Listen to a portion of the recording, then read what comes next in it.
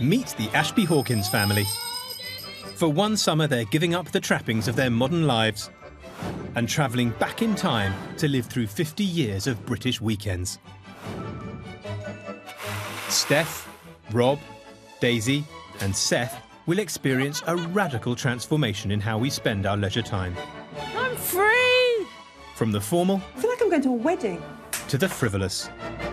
We're going on holiday. From do-it-yourself to doing almost nothing. You've turned into Wham. Starting in 1950, their own home will be their time machine. Ooh. It's 1961! Fast-forwarding them through a new year each day. What on earth are you doing? We're making a massive dartboard. It's beige! Oh, there's a telly up in the corner as well, look. As they discover how a social, technological, What's that? and spending revolution Oh my God! has transformed our free time forever. Are you ready? Yeah! This time, it's back to the thrift and formality of the 50s. Is that the entertainment, Mum playing the piano in the evening? I get stressed when I can't do things perfectly.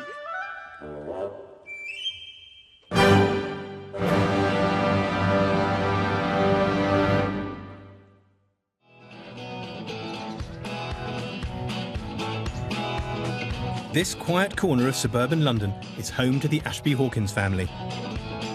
Mum Steph is an IT consultant. How's your day? Tough. And I've got a really heavy bag because I've got 2 laptops today. She's the family's main breadwinner, while Dad Rob works from home as a childminder and does all the cooking and cleaning. I make breakfast for my family in the mornings, then I make lunch for all the children in my care, then I make dinner for all the children and all of my family in the evenings. Have you got a nuclear bomb? I don't think we should be throwing it around. 16-year-old Daisy and 12-year-old Seth's spare time is dominated by technology. I don't really remember life before internet because I'm only 12. And even time spent together as a family is on individual screens. But for one summer, the Ashby Hawkins have agreed to leave their modern lives behind and embark on an extraordinary journey into the past. It really feels like it's a once-in-a-lifetime opportunity for us to do something together. Because when we don't have the devices getting in the way, we might actually have to talk and listen a bit more.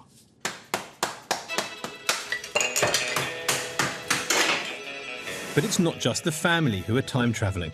Their modern home is being ripped apart and returned to how it would have looked in 1950.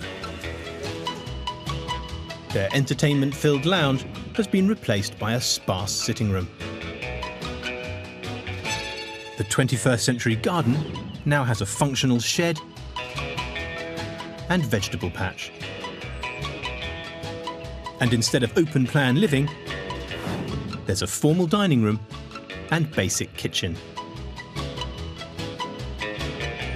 Along with social historian Polly Russell, I'll be running this ambitious experiment to explore just how much our leisure time has been transformed in the last 50 years. We have so much choice today in how we spend our free time. Our houses are crammed with gadgets to divert and entertain us, and the sheer range of things to do outside the home would have baffled previous generations. So how do we think our family, the Ashby Hawkins, are going to respond to this sort of a room? Because they're a very modern family. This is going to be, really strange for them to be in a space where there is no electronic gadgets, there's nothing for them to sort of play with.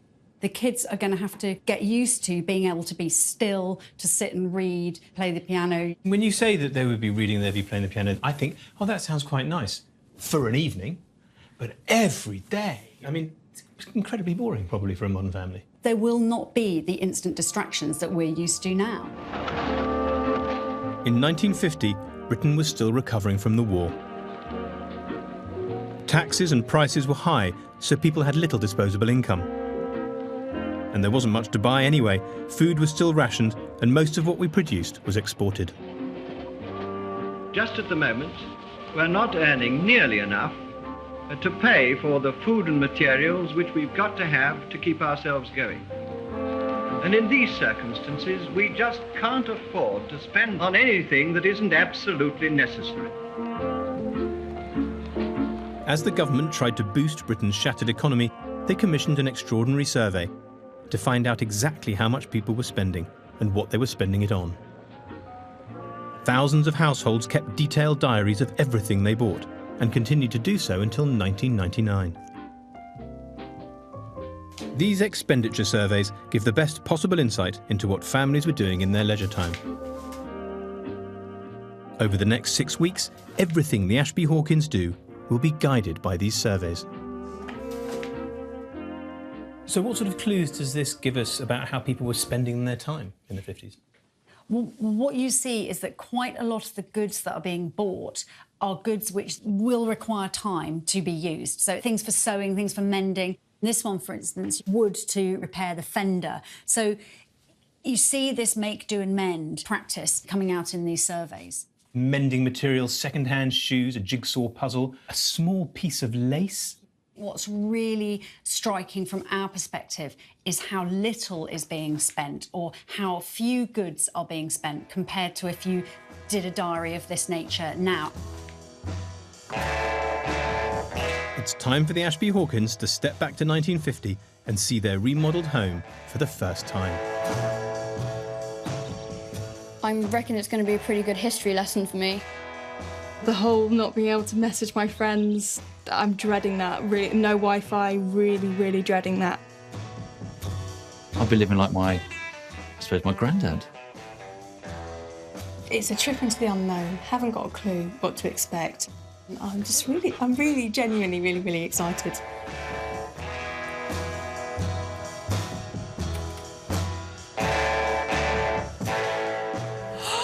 Oh my god. This looks so gross. Wow. Look at the photos. Oh no. Look at Sally. It feels like the house has gone back to where it kind of started. I liked this room, actually, but it sort of feels like I'm in my grandma's house. Is that a radio? There's one of those modern clocks. Modern clock. That, I mean, it's... Where's the TV going to go? Is that the entertainment, Mum playing the piano in the evening? It feels like we'll be more upright. This is a sitting room, not a lounge. That's so cool. This is the entertainment. Oh my god, Pink. It feels really closed in and really tiny. I love the fact you've got your best china on display. What is that? I don't want to move That. it. Bring it out. It's a carpet sweeper. Yeah, Yep. look at that. You push it backwards and forwards instead of a hoover. There's not much in the way of technology in the house, but the garden shed is packed with all the tools no self-respecting 50s husband would be without. That's brilliant, look. They've got massive tools in there, look. Look at those. Look at The size of that wrench. What are you going to use that for? I love the little vegetable patch we have and the tools inside the shed. There's about 30 different spanners. For me to have my own shed is quite cool. I'm looking forward to sawing stuff or wrenching stuff. That should be really good. I've come to ensure the Ashby Hawkins understand just how much the strict conventions of the 1950s will control what they do with their time. Hello, Ashby Hawkins family. Hello, Giles. How do you like your 50s house? I like it. I love all the aspects of it. I say your 1950s house. I mean, 68% of people didn't own their houses in the 1950s. That's the rent book. I would hand it to you, but you're a woman, so you wouldn't understand. I'll hand it to Rob, because Rob will be the breadwinner. So you're going to be at home all the time, running the kitchen. You'll be in there a little bit, helping your mother, training to become a full-time mother, because you're 16, aren't you? Yeah. So there's no such thing as a teenager. 12-year-olds, I mean, children have been invented, but there's nothing for you to do. Invented, they're not really invented, they're more sort of... Smart-ass remarks like that to your elders and betters in 1950 won't wash. Yes, a bit of that. You just have to run around outside and amuse yourself. But yes, things. I mean, you've got nothing to do in a modern sense. There's no TV in here. There's no computers. There's no phones. That's all. They've all been taken away from you, haven't you? Yes. Like going to prison. I've got a guidebook for you, How to Live in the 1950s. It's quite thin. There's not a lot to do. You'll have to make your own fun. Good luck. Have a brilliant time in the 1950s. Thank you very much. Awesome. You're Normally, the weekend is the time for the family to kick back and relax. But in the 1950s, Rob's got jobs to do. I'm going to attach the terminal. There's nothing like that on the terminal. Start from the beginning, showing it's always handy, isn't it? The expenditure survey is full of spending on tools and hardware, and Rob's following in the footsteps of a 50s husband from Hampstead who bought a bell, electrical wire and a bell push to build a new doorbell from scratch. How's it going, son? The batteries are wired in series, i.e. the tail of the first is connected to the centre terminal of the second. What? So basically, if you were to attach this part, you'd have to attach it to the opposite part. So if I put negative, there's positive, put that onto negative. Is that what you're saying? Right, okay. In this era before cheap mass production, ready-made items were a luxury. Men were encouraged to make everything themselves, from a clothes horse to a draining rack, even their own stepladder. Ready? Yeah. 3, 2, 1. See, that's why I do the washing, ironing, cleaning, cooking. Not very good at DIY. Yeah, not very good. With no washing machine, dishwasher or hoover, for Steph the prospect of leisure is even more remote. Oh my God, it's revolting. It really is horrible. This doesn't feel like it would be any different than it would have been 100 years, 200, 300 years before. But it, you know, it seems like in the last 30 or 40 years we've come an awful long way with appliances and stuff. But this is just, this is no further on than washing stuff in a river and throwing it on the stones, is it really? A pile of washing, a couple of tubs, gallons of hot water, clouds of steam, bars of soap, and a whole heap of honest-to-goodness elbow grease. In the early 50s, a washing machine cost around £30, just over a month's wages. They were so expensive that only 4% of households owned one. Domestic chores took up 11 hours a day, 7 days a week. I'll be interested to see actually how dry the stuff comes out the other end.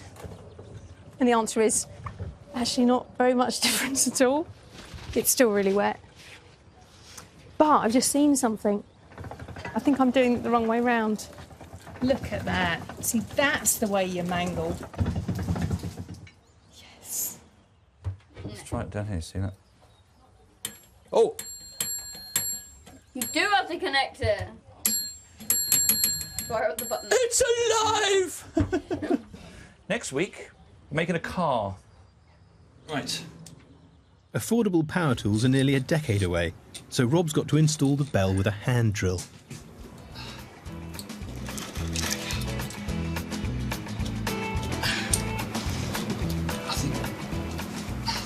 Please be there, please. He can't just get an odd job man in to help.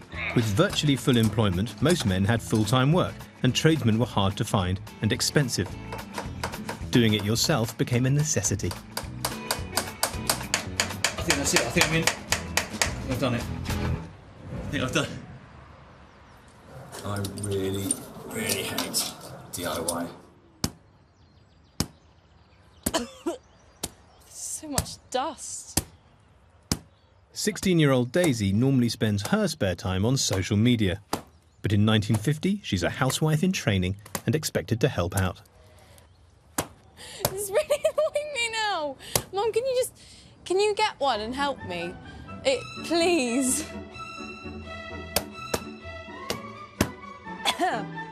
I had an inkling about what it was going to be like in terms of being 50s housewife. I think it's just brought it crashing down as a reality of, wow, this actually is going to be quite hard work. Nearly there. This is it. This is it. This is the moment. So, yeah. Have a minute.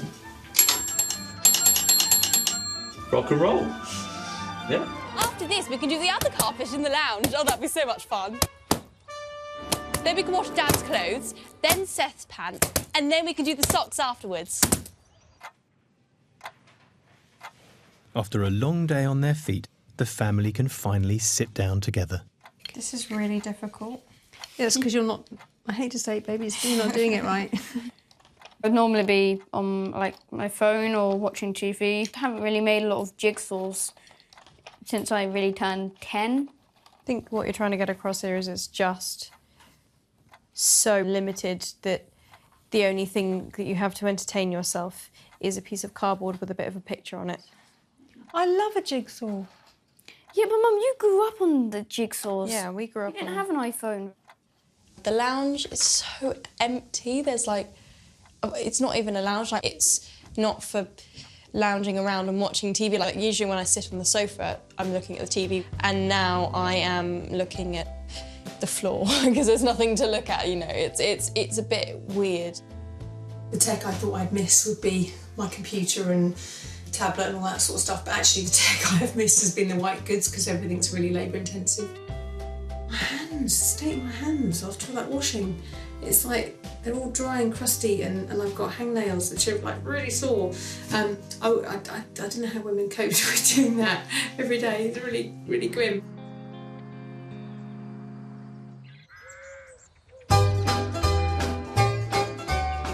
It's a new day, which means a new year for the family.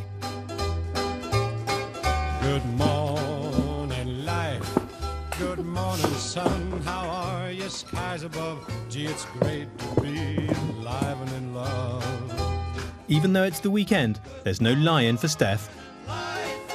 Sunday would normally be quite a relaxed day. Generally, Rob does a Sunday roast every Sunday, which is lovely. My sister comes over and we chat and we have a massive dinner, and I drink half a bottle of wine. I miss the wine. London on a Sunday. Any other town in Britain might look much the same. Boring, do you think? Or just nice and quiet? On a typical Sunday in the 1950s, there was almost nothing to do.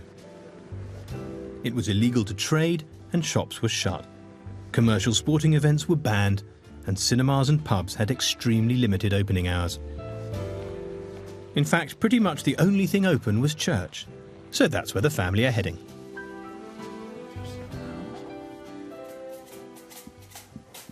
Sunday mornings for us are the only morning of the entire week where we get to have a sleep. The appeal of just staying in bed on a Sunday morning just becomes too powerful, more powerful than God.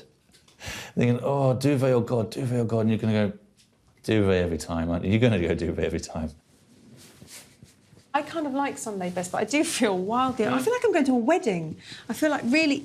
Overdressed. Really overdressed, and now ridiculous. In 1950s Britain, most respectable families went to church. Contributions to collection plates appear regularly in the expenditure survey, like this family of 3 from Manchester, who gave sixpence to their church collection every week.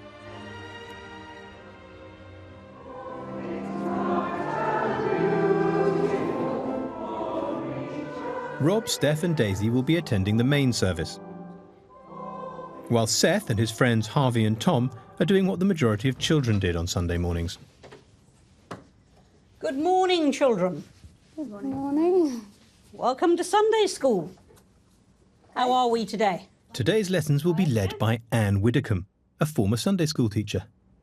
Right, well, I think you'll find that in church today, they're learning all about the Good Samaritan, and that's what we're going to learn about this morning.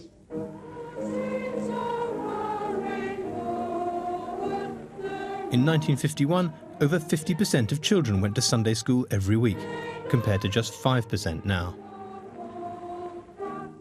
Seth and his friends have never been before. I want you to think of situations today where you can help somebody and be a good Samaritan. And I want you to write me a little description of that. It wasn't a big chore to go to Sunday school. I used to walk 2 miles to get to mine in Bath. We would certainly have been in our best shoes and socks. Any old thing wouldn't have done. The majority of people went to church. And I think eyebrows would have gone up a bit if you didn't. What did we come up with eventually, Seth? I came up with helping an injured animal by taking care of it, feeding it and keeping it warm before setting it free. Absolutely right, and particularly as the animal would be helpless, wouldn't it? So, before you go back into church, we want to say a little prayer, don't we? So, hands together, eyes closed. Oh, Jesus, help us always to be good Samaritans, and help us to look round and look for the needs of others. We ask this in thy name. Amen. Amen. Still weeping, she stooped to look inside, and she saw two angels in white sitting where the body of Jesus had been. One at the Sunday head, school over, the other at the Seth has rejoined his family in church. Hallelujah. Supposing him to be the gardener, she said, Sir, if you have taken him away, tell me where you have put him, and I will go and remove him. For a non-believer like Steph, the demands of 1950s respectability are proving too much. She's leaving the service. If I'd been a 50s housewife, I would be seething with resentment and having to suppress it, and that would be awful. And it's not saying that I think religion is wrong or people are wrong to worship or whatever, it's up to them, but if I were being forced into doing something, I probably would have been one of those poor women that got locked up for hysteria. It doesn't really seem fair, the fact that people have to go, because it's sort of, it's judging. People would heavily judge you and frown upon the fact that you didn't go, even though the things that they were teaching you during church were not to frown upon people no matter what.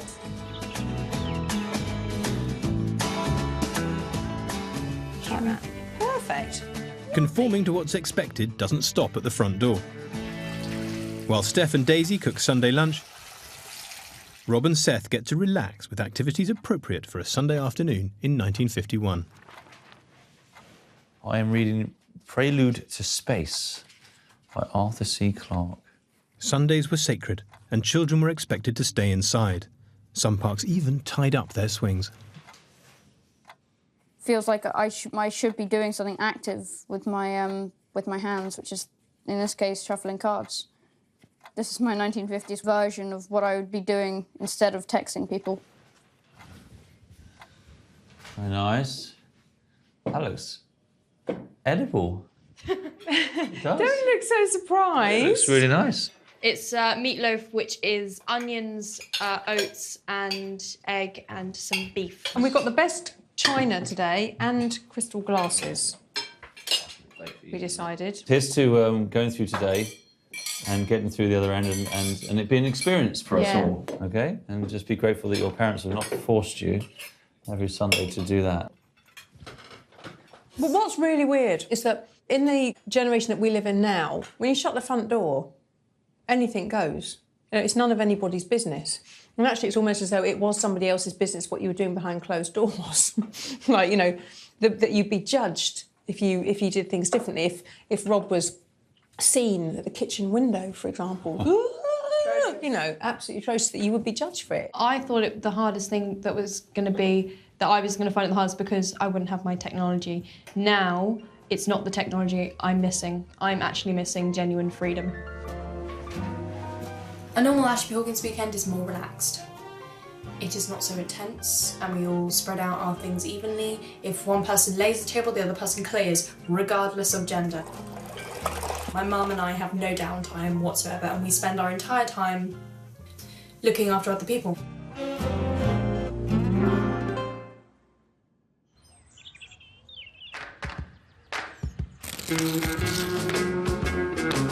Fulham hit back after early reverse.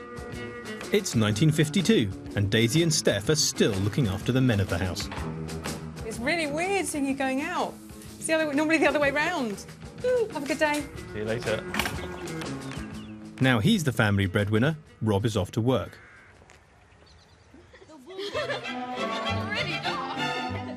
Seth is off too, and for boys, that meant freedom. All over the UK, millions of children were members of organisations like the Scouts, Boys Brigade and Cadets. Your average boy would be a dab hand with sharp tools, self-defence, even amateur boat building. If it's adventure you want, you can get it easily enough if you're only prepared to scout around for it. What mattered was being outside and having fun. Hello, Seth. Hello, kids. Welcome to your 1950s childhood. Do you know what this is? Force?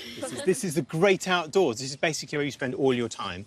Your parents just chuck you out in the morning and you don't come back till nightfall, if at all. Wow. And your first job is to pitch your tent. Let's get to work then. Let's lay it out. Are those instructions? No, I think these are pegs. Yeah, they're pegs. Yeah. Okay, let's lay it out. I don't really know how to do it. I've left them to get on with it.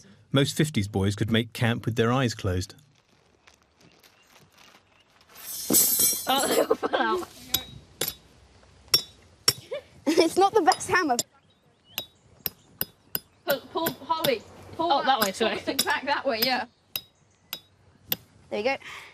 Amazingly enough, I mean, if this were the 1950s, then our boys would definitely have one of these for chopping wood for the fire. They'd have all sorts of sharp instruments, which I think is fantastic that they had that sort of freedom. It's not as if they didn't have safety procedures. This is from a sort of boy's handbook from the 1950s. When one uses the axe, chop downwards and never in the direction of one's own body. So it's basically don't chop your own head off, which is useful advice. If the base becomes loosened from the head, desist your actions immediately. So it's boom, is, I guess, what you don't want there. Do you know, to be honest, sensible though that is, and amazing though it is to think that in the 1950s you'd send your kids to woodland with a very sharp implement and no supervision, and it is marvellous, it's just unthinkable now. Here's a dandy and a beano. I haven't given them the axe, but I have left them some matches. There we go. Finally. Put it in. We have fire. No, we don't. I can see it. I can see it. I can't see any flame. I can just see Smoking. smoke. While Seth learns how to survive in the great outdoors, Daisy is inside, training to be a housewife. This is a really nice cup of tea. It's nice, actually. I do like One must-have skill was sewing, and expert seamstress Rob's mother Jennifer has come along to help teach Daisy. The expenditure surveys show thousands of examples of women buying fabric and haberdashery for sewing projects, like this housewife from Manchester, who bought 2 yards of curtain material for 5 shillings.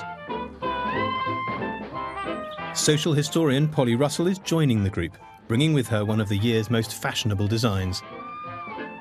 Hello, good morning. Hello.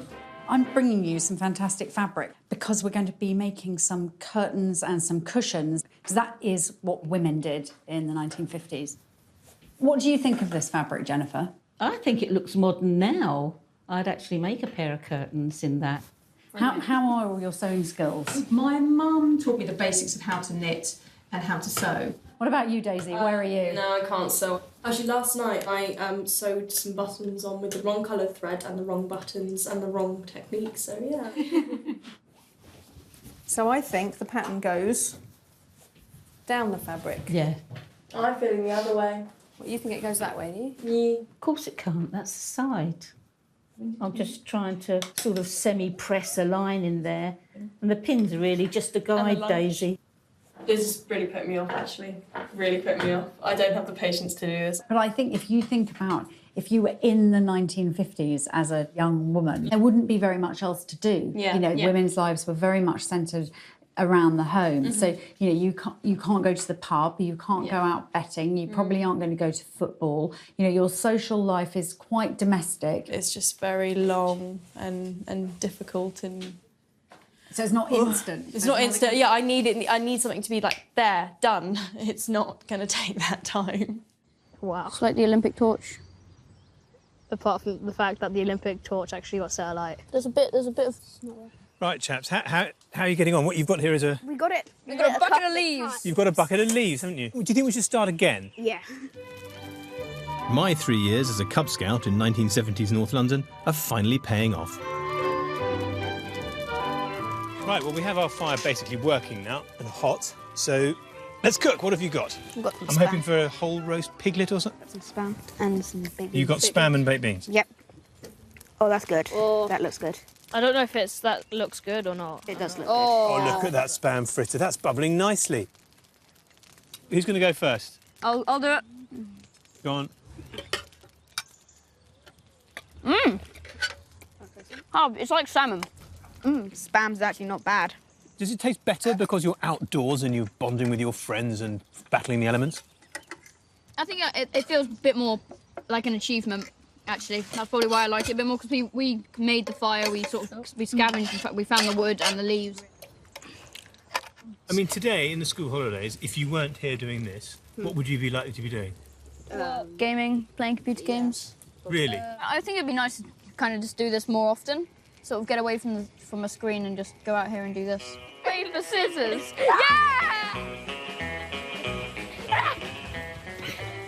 It's nice to see these 21st century kind of kids who are into gaming responding to the 1950s outdoor lifestyle.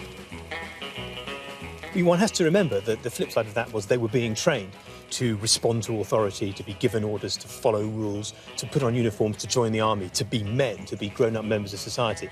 It wasn't all fun and games.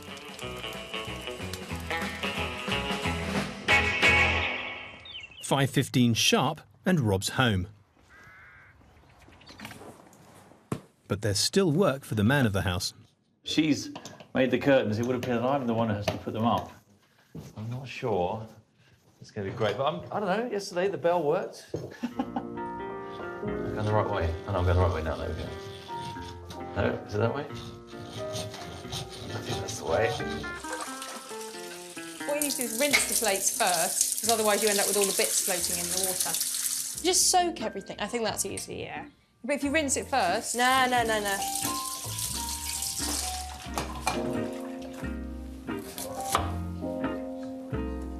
I think men were constrained and women were constrained in the 50s. How they coped with that, I don't know. My idea of leisure and pleasure isn't DIY. I definitely am feeling trapped in the fact that some girls my age previously have actually thought that this is what their life's going to be for the rest of their life. It makes me really kind of go, wow. Wow. Right now I'm actually in the tent. Really nice to be out here, actually. It's just been a lot of fun, just enjoying and just sort of chilling and hanging out.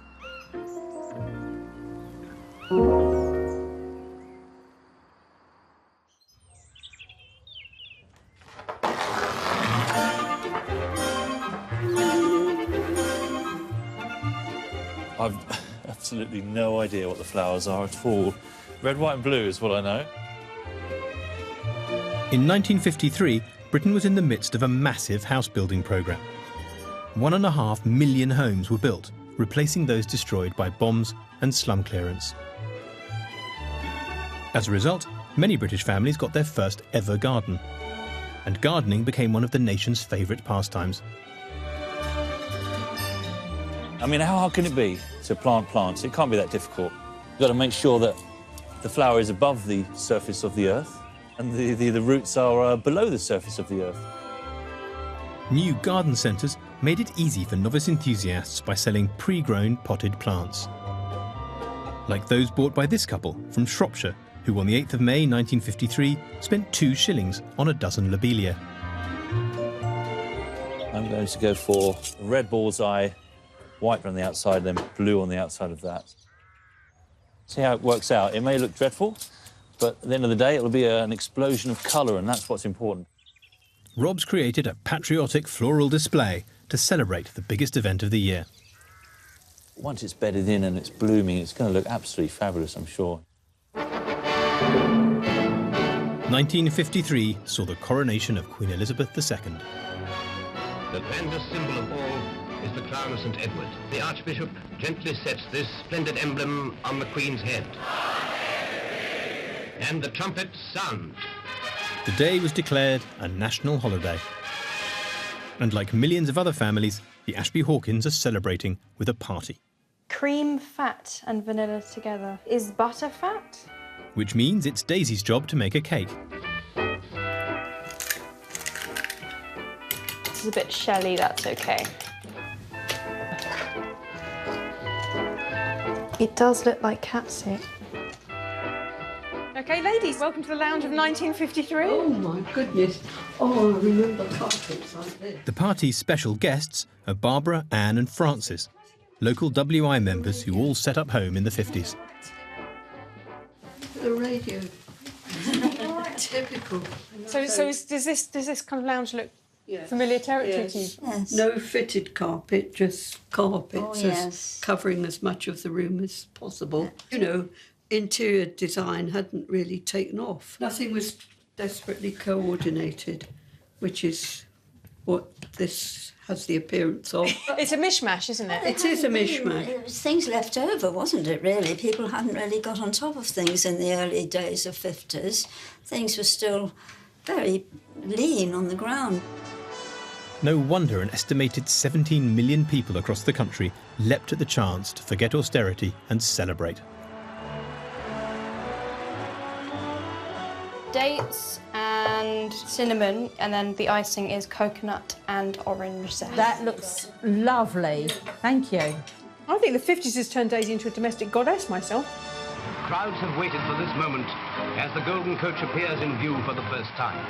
Like 96% of the population, the Ashby Hawkins don't have a telly, so they're listening to the coronation on the radio. And escorted by her cavalry, she drives through cheering crowds down the gaily decorated avenue of the Mall. Flags everywhere, bunting everywhere, you know, and we were very patriotic. I think it was an event that lifted the general public. We'd had so much doom and gloom, and I think it was an excuse to party. Well, happy coronation. Cheers. Here's to the Queen, huh? We are. Yeah. Cheers. God bless her. For the 1950s generation, standing up to sing the national anthem was almost instinctive. It was played in cinemas, theatres and on the radio and television every day.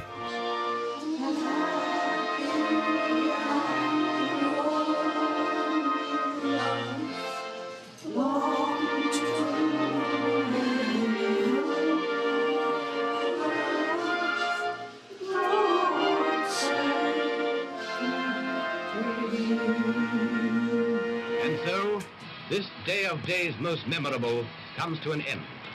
And with it begins a new era. Long may she reign. I think I actually felt the joy of the occasion, just purely with flowers and bunting. The moment they stood up and sang was priceless. I mean, for me, that was brilliant. I can't believe that Daisy actually successfully made a cake that people could eat without spitting it out. That's really good, and I'm really pleased for her. And yeah, it's been a really good day.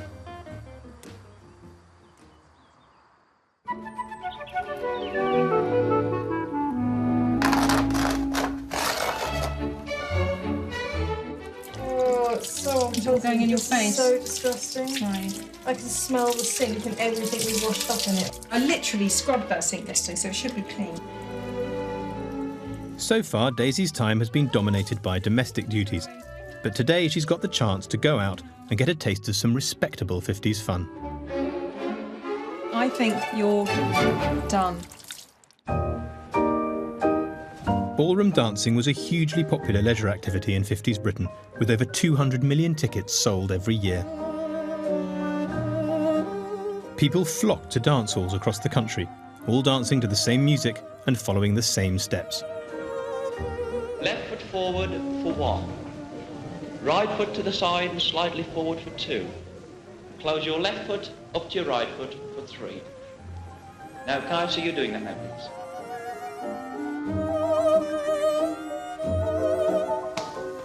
Daisy and her friend Ella have come to the local village hall to be taught ballroom dancing by someone who learnt in the 1950s, Angela Rippon.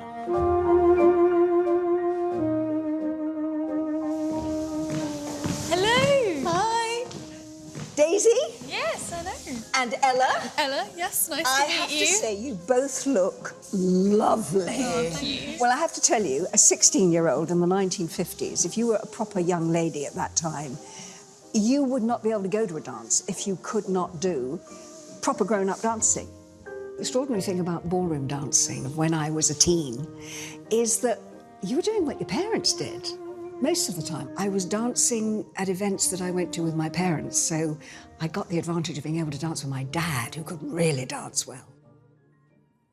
Now, all we're going to do is 3 steps. You're going to go forward, sideways, and then bring together.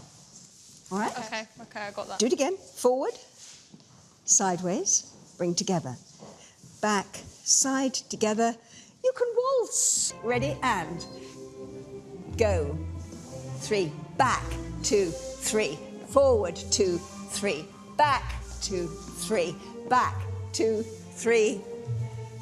Okay? In time with the music, that's it.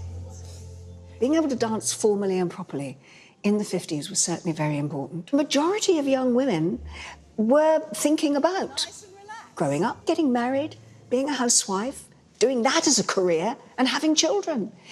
And being able to dance was all part of that. You had to learn how to, be a good wife and a mother and a good social companion for your husband. We're going to do the quick step, which is what it says. It's quicker. Yeah.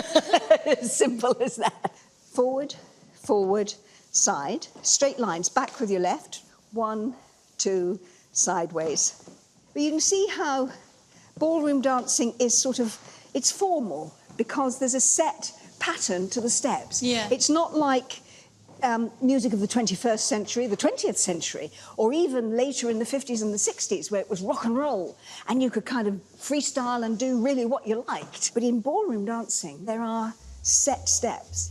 And go. 1, 2, side step. 1, 2, side step.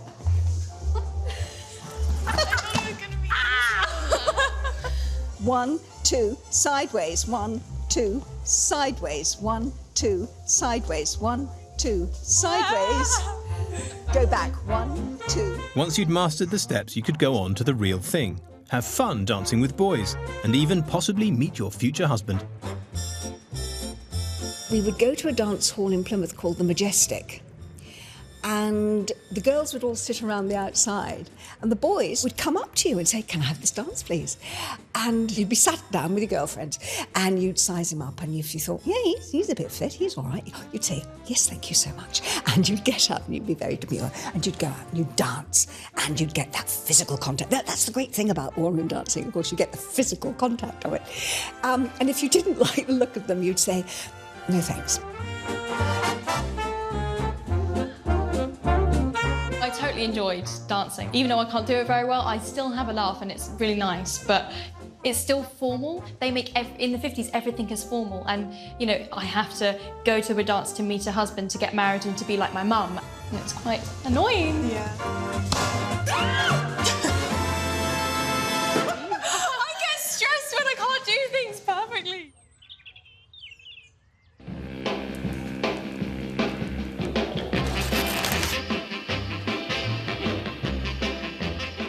It's Saturday afternoon and Rob's on his way to the pub. 1950s boozers were a different world. No women, no kids, but plenty of beer and fags. Before the link between tobacco and cancer was well known, cigarettes were cheap and smoking was a national pastime. The expenditure survey features countless examples of daily spending on tobacco. 80% of men smoked, and you could light up anywhere. At home, at work, even on the pitch.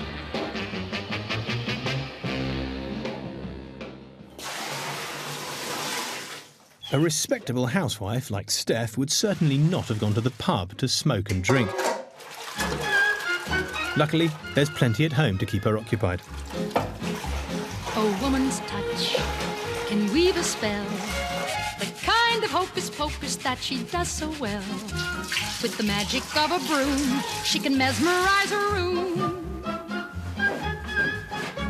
With the whisk whisk here and a whisk whisk there and a dustpan for the cinders. With the rub rub here and a rub rub there, she can polish up the winders. I'm here in the house, and actually I'd quite like to be in the pub as well. Without the criticism of, "But have you done the washing?" Because I bet you there was a lot of that went on. "Yes, it's all right, dear, you can go off and do whatever you want, as long as there's dinner on the table, the house is clean, my shirts are starched," all that sort of stuff. Yeah, absolutely have as much free time as you want. There isn't any. I was expecting it to be the communications tech that I would miss. I hadn't really thought about the domestic tech that I absolutely take for granted. I miss the washing machine, the dishwasher. I mean, you've got a mangle and you've got a washboard and you've got a rudimentary sink. It feels like I'm just waiting for the explosion of technology to happen that's going to really free me. By Jove, the tech is going to free me.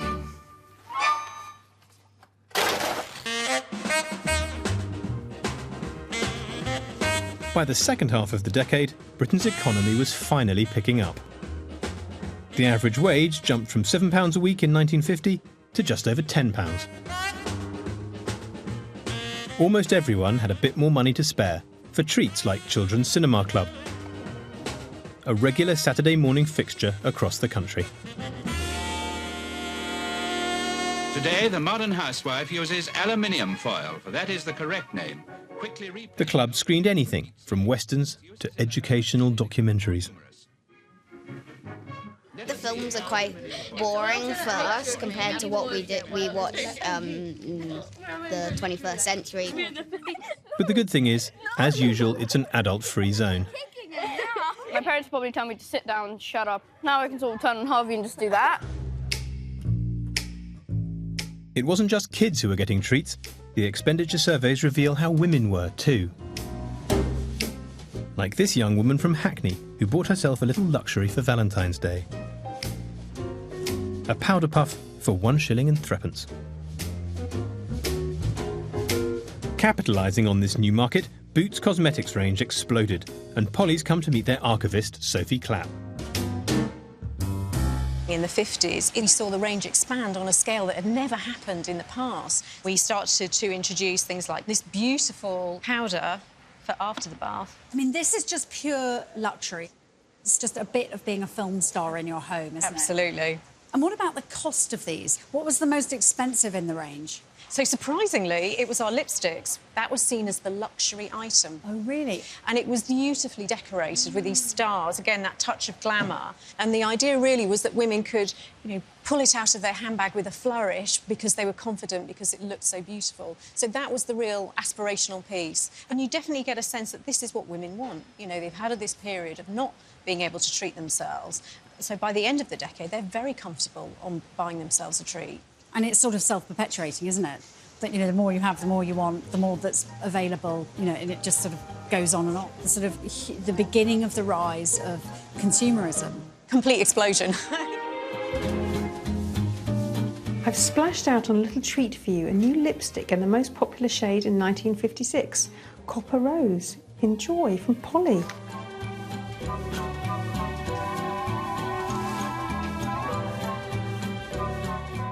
Oh my word, that's wild. This is the first ultra glam thing that's happened to me in the 50s, and I know it's only a lipstick, but I'm really chuffed. Thank you, Polly. It's a lovely present. I kind of feel a bit more, more modern.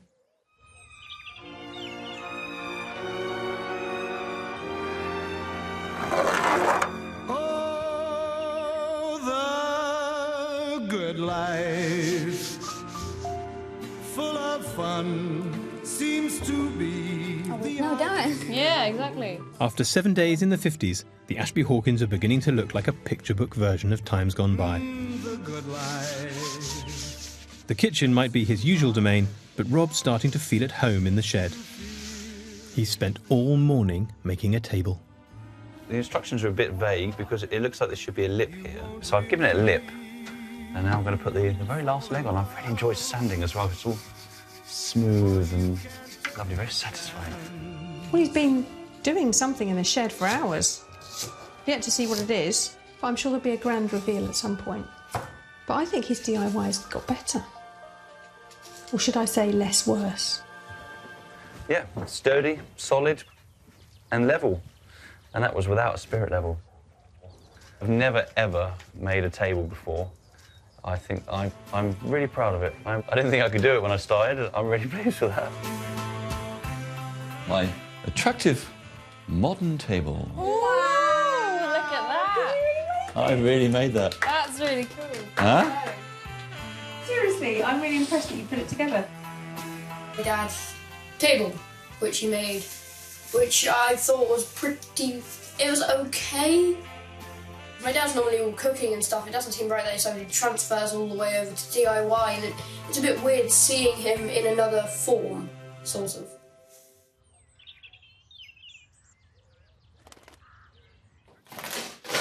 It's 1958! Yay!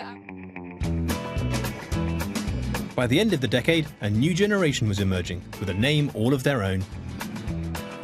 This This is the age of the teenager. Youth 1958, what's it got to say for itself? This is us, see? We're today. If you don't dig us, shoot away some square joint to the rest of the creeps. Well, why not stick around and get with it? In 1958, Britain had 1 million more teens than at the start of the decade. Thanks to full employment and the new welfare state, they were healthier and wealthier than any generation before. Teenagers across Britain rejected conformity and embraced their own fashions, fads, and most of all, music. Right, okay, that's a lot older than I expected it. Right, so I guess... 1, 2, 3 o'clock, 4 I think o'clock, we have to tune it in. 5, 6, 7 o'clock, 8 o'clock, a rock. 9, 10, 11 o'clock, 12 o'clock, a rock. We're going to rock. You want to dance? I'm not dancing. Come on, darling, No. you have to. I'm not It's fun. dancing. And unlike ballroom dancing, it isn't up to Daisy's boyfriend TJ to take the lead. No, we're not actually going to dance. Do we have to? You have to, right? Okay. I have no idea what I'm doing. Right, I don't know. move Wait, this so foot. do I Just keep do I that keep in foot. time with you? Yeah, just keep the foot. Right. moving. Okay. Right. Right. So sorry. You're not sorry though, are you? Rock and roll signalled a sea change. The days of following in your parents' footsteps were over.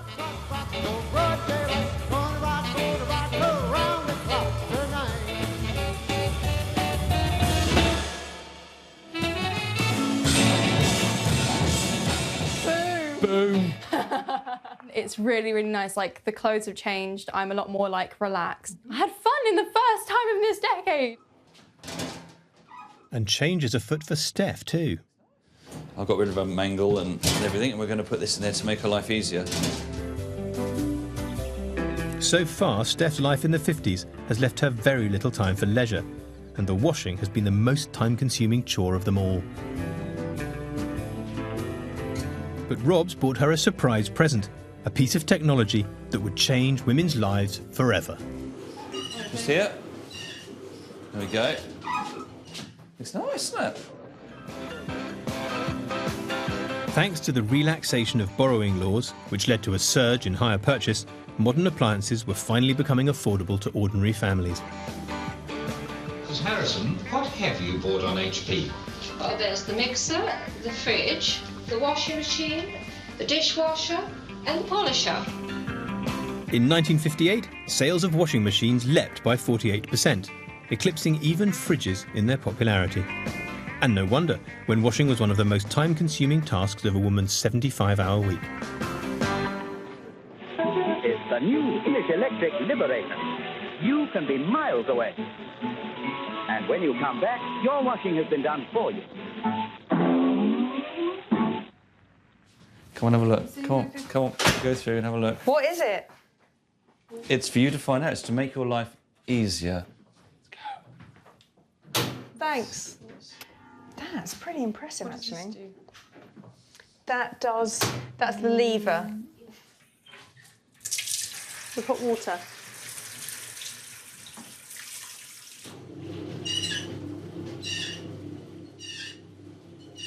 Well, I think it might need oiling.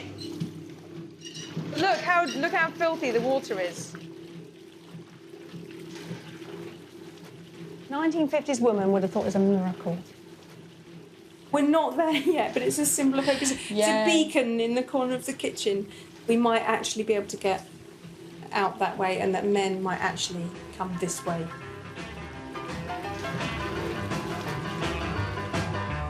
I'm excited because I actually get to go out.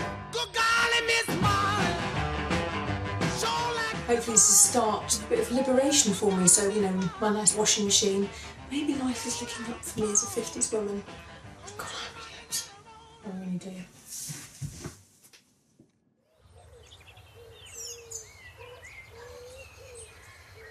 And it's 1959! Woo! Last year of the decade. Well, we're celebrating the end of the 1950s, and I will be celebrating the end of the 1950s and looking forward to the 60s. So we're having a few friends round, and we've got some fabulous 1950s party food, which consists 90% of spam. I expect there's a technical term for this in 1950s housewifery, and it's probably persuading the blancmange out of the mould or something, isn't it? Right, I'm going in. Oh, I heard a plop.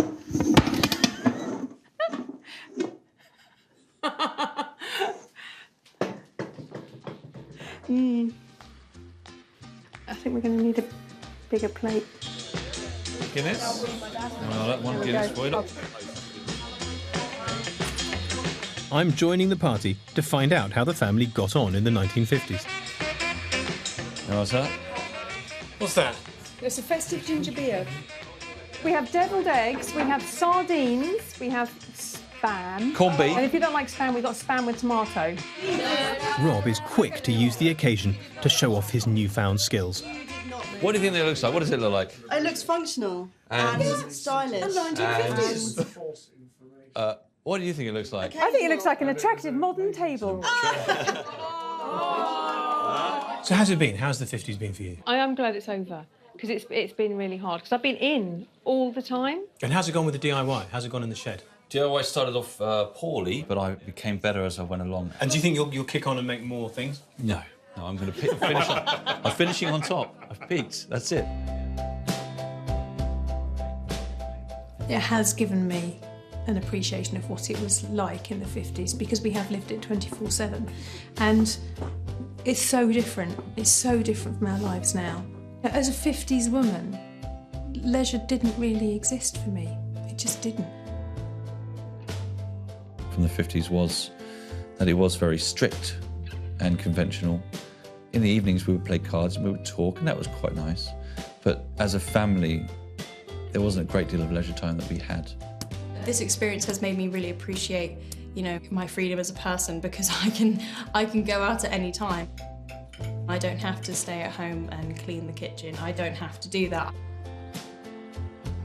I think I have had the best deal out of everyone. I'm the only one that sort of can do what I want to do rather than being put in their place by social expectations. The Ashby Hawkins have survived a decade of austerity, hard graft, and rigid convention. The 60s are fast approaching, with the promise of a bit more freedom. I've got a lovely bunch of coconuts. There they are, all in a row. Big ones, little ones, some as big as your head.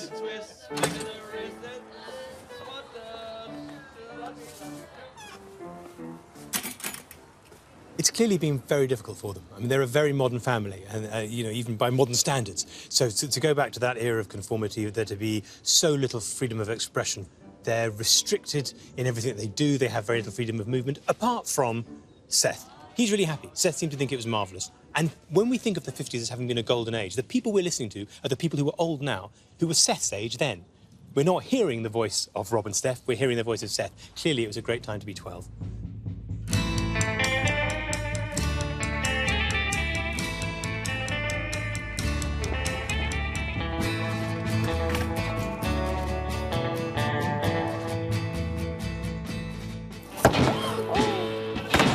Next time, it's out with the old and in with the new. Oh, yeah. As the Ashby Hawkins swing into the 60s.